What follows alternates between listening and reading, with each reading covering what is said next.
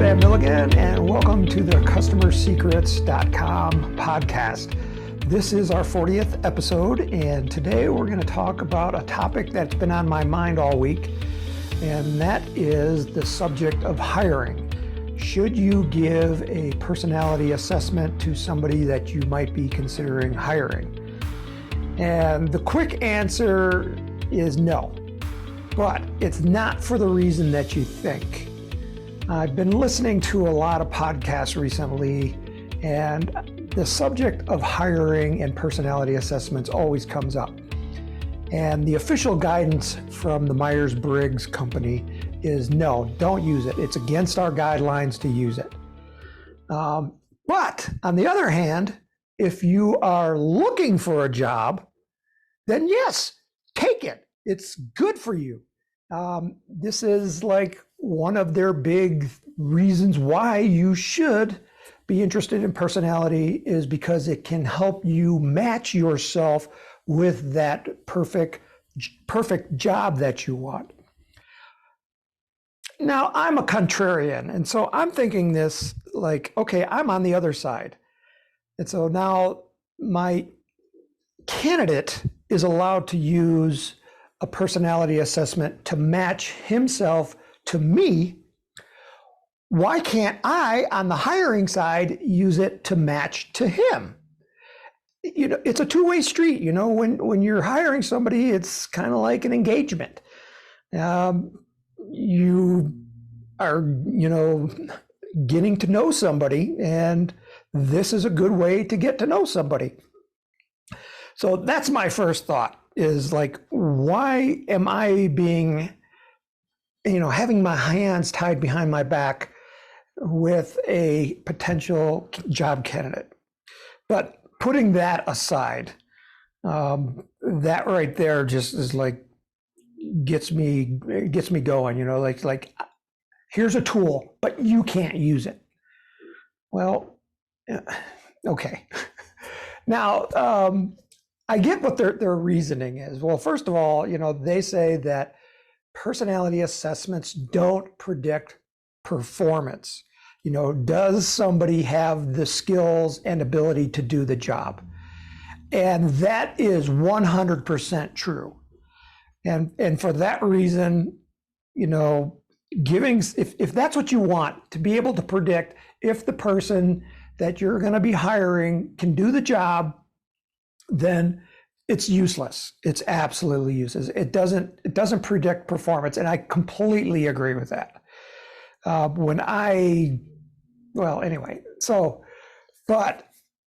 there is something that it does predict, and that's just as important as ability. When people hire, and I'm sure you sat on a hiring committee, or had to interview somebody for a job. And the big question that always comes up is this person a cultural fit for our company? Will they get along with everybody else? Because what's going through the mind of the person hiring is risk. There's a huge risk involved with hiring, because once somebody's on your payroll, there's so many government regulations involved that getting rid of somebody that's not a fit is just as expensive as hiring them in the first place. And in that meantime, while they're there, they may be creating conflict between them and other employees. And you don't want that, because, one bad apple, as they say, can ruin the whole barrel. When an apple goes bad, and it takes everything with it. The bacteria spreads. It is a virus, it spreads amongst the whole organization. And so that's what's going through the mind of the interviewee, who is interviewing the candidate. Is this person a cultural fit? Are they going to make waves, and cause problems? And so we're trying to find out, okay, so they have the skills. Okay, that goes without saying. You wouldn't have got the interview if you did not have the skills. Now that you've got the skills, now we're hiring for cultural fit, because there's a huge risk involved in bringing somebody on board. So how do you figure out if somebody's a cultural fit? Well, you got to ask them questions. And here's the downside of using any assessment. Any assessment that is a personal observation of yourself is going to be flawed. And it's kind of like the MBTI is, unfortunately, in my opinion, it has a big Achilles heel, and that's it's a self-assessment. It's kind of like, I want to portray myself as being the best, so I'm going to choose amongst the dichotomies that make me like myself better. It's not what's actually somebody's personal preferences. When they take the assessment, like I said, they want to feel good about themselves. And so they're going to fudge on the answers to make it appear like they're a better person than they actually are. And to be totally honest, I did that too the first time I took an MBTI. I kind of, I could kind of read behind the questions what the intent was. And everybody does this. And in fact, if you ask most people what personality type they are or which particular traits they are, if you ask them, the response you'll get is that they're like 90% of the people that you ask will say they are an intuitive person. They have the intuitive preference. And this right there flies in the face of scientific research, because science, when people are typed correctly, about 76%, 3 out of 4 people are sensors. But if you ask somebody, there's a 90% chance that they will say they're an intuitive. And how is that possible? Because they want to like themselves, and they feel that if they are an intuitive, they are smarter than everybody else. Because intuitives, they do have higher IQs. They don't know that there's a bad side to being an intuitive, and nobody tells them that, so they don't know. And so they say they're an intuitive. And so that's the problem with self-assessments, is people choose what they want to make themselves like themselves better. It's an ego thing. So I can't trust any personal assessment when doing a job interview. And that's why I say, the simple answer of, do you give somebody a personality assessment in hiring? And the answer is no. Why? Because what you're going to get back is going to be flawed. 90% of them are going to say they're an intuitive, and then another 90%, of the whole group are going to say they're judging. And they say they're judging because, the questions are you going to show up to work on time? Well, yeah. And that's a judging trait. When I first started out, I used to give a personality assessment, and I quickly found out, I said, why is everybody taking the test a judger? And it's because the conditions of taking an assessment flaw it. It skews the results. So taking a personality assessment is just not going to work. So what do you do in this situation? Well, you got to come up with a different way of reading somebody. And this is why I came up with my system of typing people, where I can type people in seconds. just by looking at them and the words that they say, it's revealing. It reveals their values. And that's the whole thing that I want to get at anyway, is what personality is really good at, not predicting job performance, but predicting values. And this is where cultural fit comes into play, because values and it being a cultural fit are linked. It's like, what makes somebody a cultural fit in the company? They have the same values as everybody else in the company. And this right here is where personality is really appropriate, is figuring out what somebody values. But you can't give them a test, a written self-assessment test, because that doesn't work. So you got to learn to type somebody in an alternate method. And this is the method that I had to come up with, is how to type somebody based on how they talk, how they look, what they wear. It's all in my course, easy selling using personality type. But I'm not here to sell the course, although if you want to learn how to type somebody really fast, that's the beginning step, is to take that course.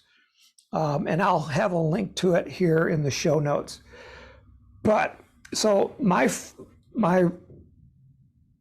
the trick that, and this has created an entire industry of people that come up with good. If you don't know how to type somebody, you need another way to figure out if they're a cultural fit. And so there's, like I said, there's a whole industry devoted to this specific task, is how can I find out what the other person values without giving them an assessment? Because they're going to skew it as soon as they get a pen in their hand. So what they come up with is situational questions to ask the person, to kind of put them in the situation of the job, and then ask them what they would do. And so when you have to make a choice on what you're going to do, it's going to be, you're going to be weighing the consequences. You can either take path A or path B. Which one is more important to you? And this is where values start to be revealed, is you are, through questions, you're asking them, what would they do in this situation? And so that's what's going on in the modern industry of, hiring people, is trying to figure out what kind of questions and situations that you can put job candidates in to figure out their personality or to figure out their values. If you don't know that personality and values are linked, values and personality are two sides of the same coin. If you can get somebody's personality, you get their values. And so in the future, it is going to be about personality, but it's not, but the reason is it's for cultural fit. Recently I had to hire somebody, and I was hiring them for a product developer. So normally I would look either for an NT or, obviously the NT, because NTs, when it comes to solving hard problems, that is where they excel. And everybody in the universe is looking to hire NTs. They are in high demand just because they are skilled. But are they a cultural fit? That's another question. There's so much risk involved, from a cultural fit perspective. Say, you're hiring somebody and you research the job candidate and you find out that 2 times in the past, they've sued their employer for some kind of discrimination claim. Immediately, red flag. they don't get hired. So how do you figure out ahead of time who is more likely to file job discrimination claims? Now, you can do everything right, but if there's somebody on the other end that, has a history, not just once, but twice, they've filed claims, it's too much of a risk for a business to take that person on, no matter how qualified they are, as far as abilities to do the job. You just can't. You have a fiduciary responsibility to your shareholders of the company, and this is by law. You have a fiduciary responsibility to increase profits. And if you have a high-risk employee, it's too much. You can't hire them.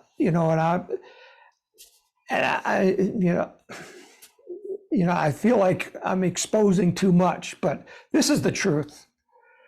You got to hire people that are a cultural fit in your company. And so you're looking for ways to figure out who's a cultural fit. And I do believe that personality allows you to find that cultural fit a lot faster. You still have to go through the interview process. You still have to make sure that they have ability to do the job.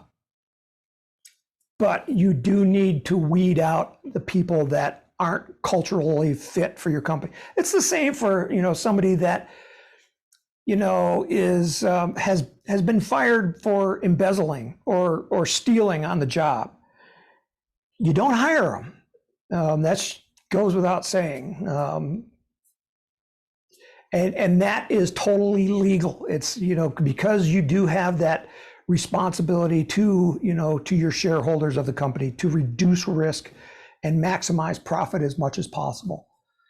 I know a lot of people don't like the maximizing profit part of business, but without maximizing profits, the business doesn't run. We're going through a recession right now, and every business is feeling it. My business, it feels it faster than most everybody else because what I sell is comes out of discretionary income. It's a hobby. So people cut their hobbies rather than cut their food. So I've been feeling it since March. And you got to eliminate risks as much as possible in order to keep the company going. Because if the company dies, then everybody loses. Your employees lose, your customers lose. You got to keep moving forward.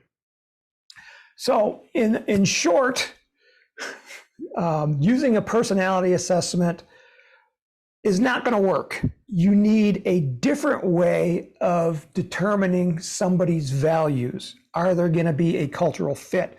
This is where personality does shine, but using an assessment doesn't work. So you need an alternate way of determining that. And like I said, there's two ways. One is you go out and hire these other companies that try to give you questions and scenarios that you put the candidate into, and then you find out which decisions they make. And based on their decisions, you can figure out their values. Or you can use the method that I use is I type somebody just based off of the clues that they're giving me.